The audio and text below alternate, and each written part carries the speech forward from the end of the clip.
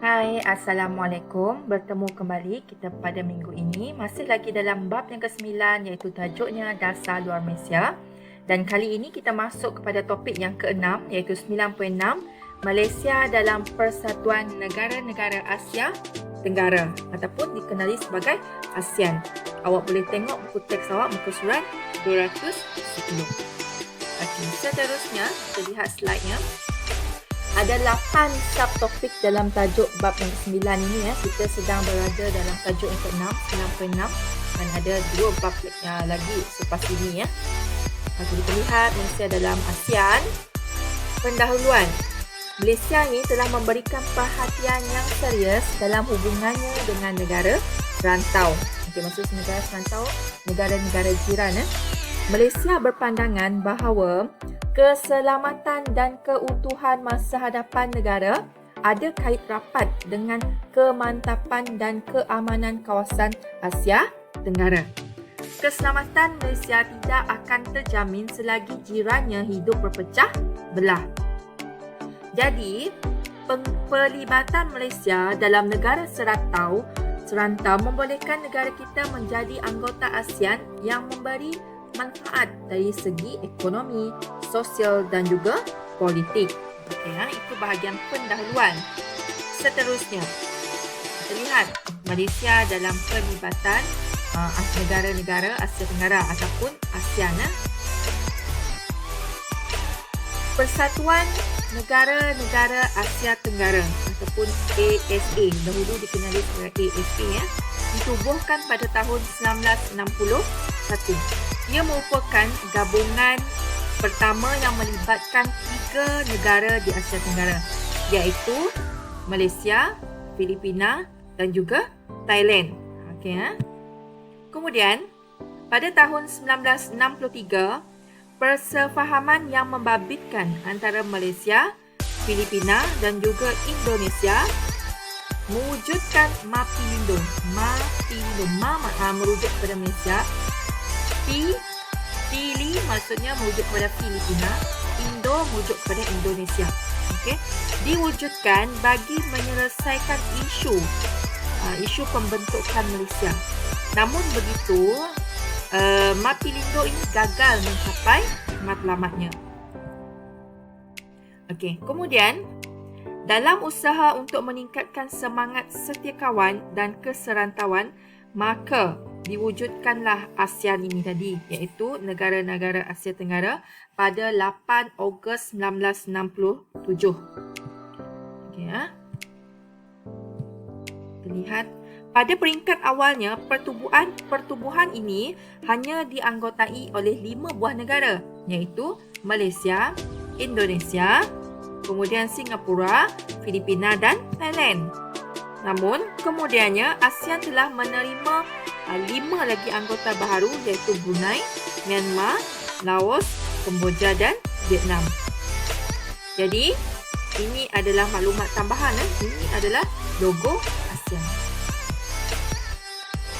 Okay, apa yang dimaksudkan dengan logo ASEAN ini? Ada 10 tangkai padi membawa maksud 10 buah negara di Asia Tenggara tadi yang sudah disebut sebelum ini, yang diikat oleh semangat persahabatan dan perpaduan. Tu nampak logo ni tadi ni dia nampak terikat di tengah ni.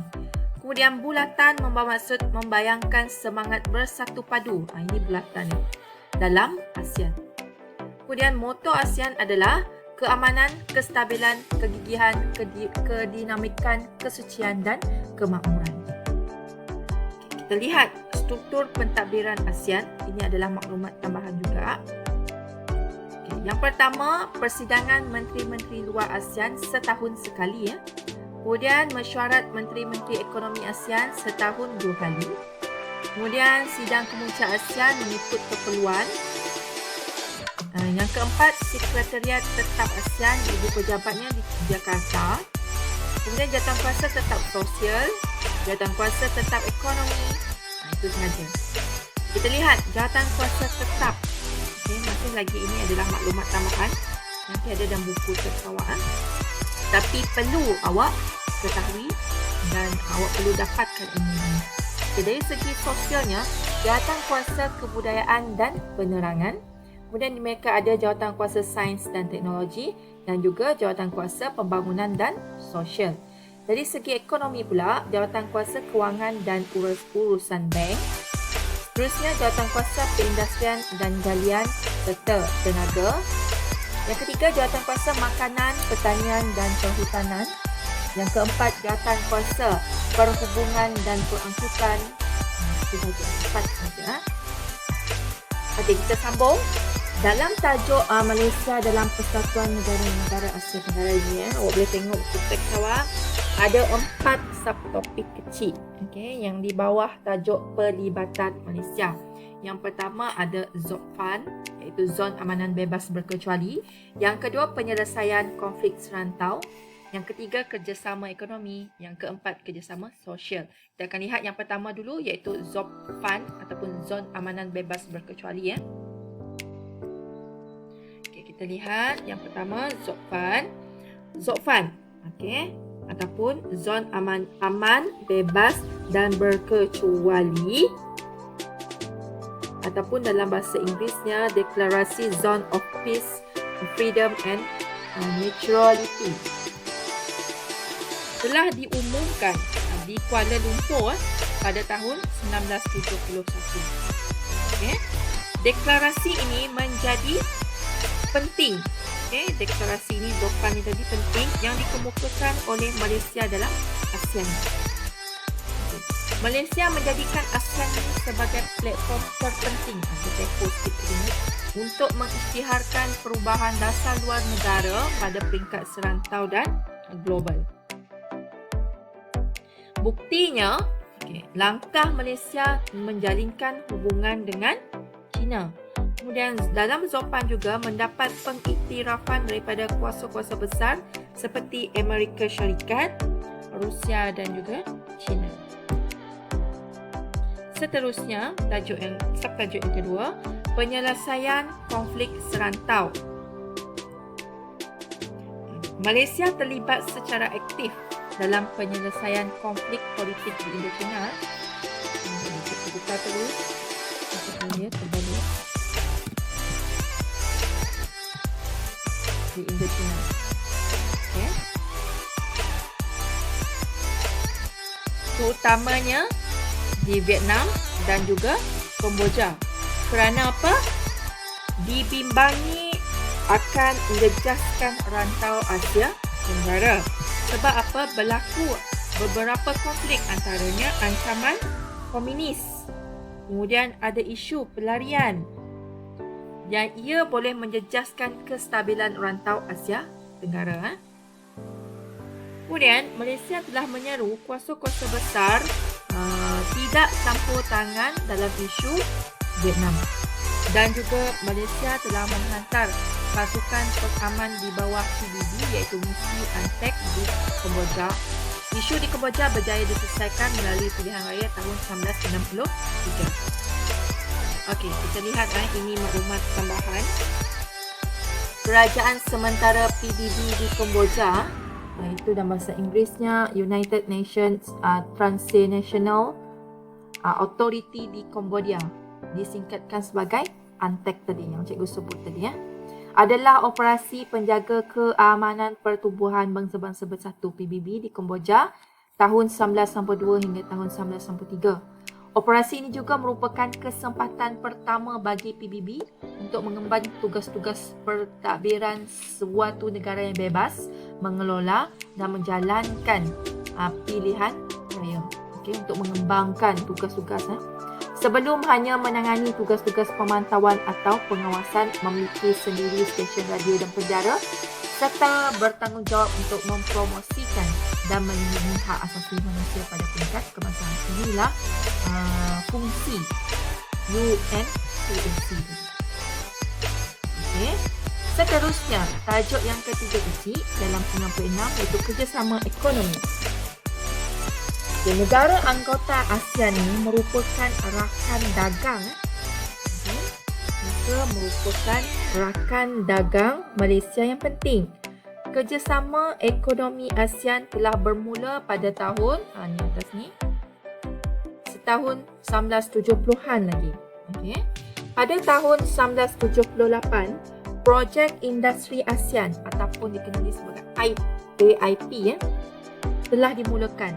Antara projek yang berjaya termasuklah pengeluaran baja urea di Indonesia pada tahun 1948 dan Malaysia pada tahun 1986. B. Pengeluaran baja fosfat dan kukum di Filipina serta penghasilan sebuk soda di Thailand juga berjaya dilaksanakan.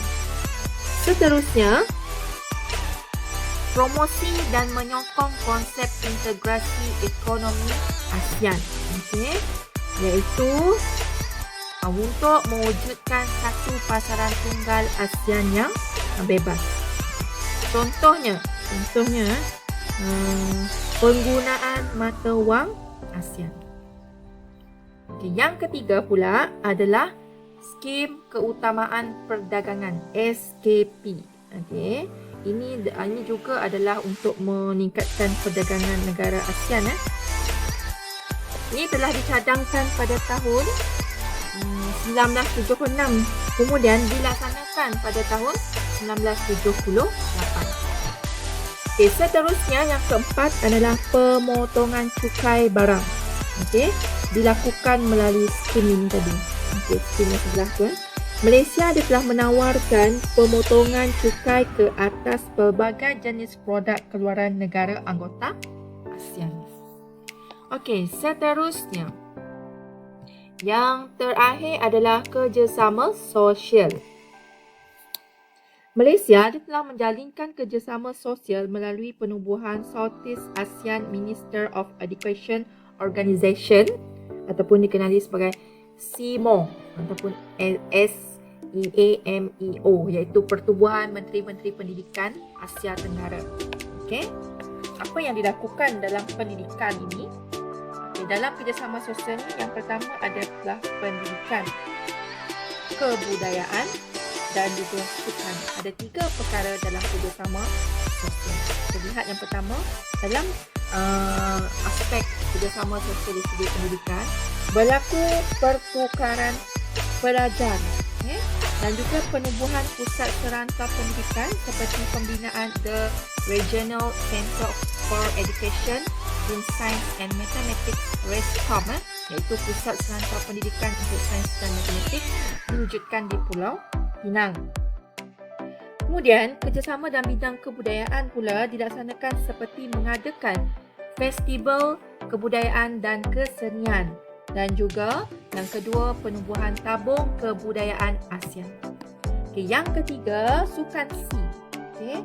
Dilaksanakan untuk apa? Dilaksanakan untuk menjalinkan kerjasama dalam sukan. Kita masuk kepada penutupnya. Malaysia ini merupakan antara pelopor kepada penubuhan ASEAN dan aktif dalam pertubuhan ini sehingga hari ini.